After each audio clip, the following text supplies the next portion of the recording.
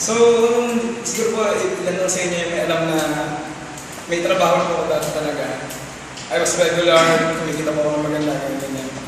Pero I decided to mag-resign, umalis po doon. Kasi pakiramdam po talaga, this is my calling to the teacher. Kanya po, parang, ang pinaka-reason ko po talaga, marami nagtatanong ako sa call, yung mga kasama ko po dati, ayaw ko mayagan. Kung bakit ako aalis din sa engineering department as a designer.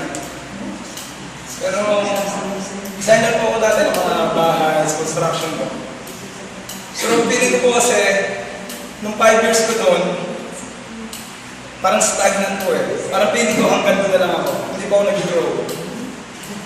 So parang excited to, although I grew up with a family of teachers, so parang naging challenge ko sa akin na magturo din. At ang pinaka-main reason ko po, para po sa akin, I think teaching is a lifetime career.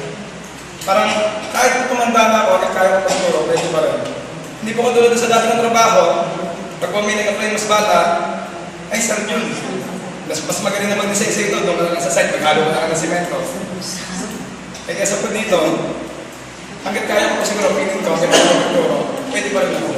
So yun po yung pinaka-main reason doon.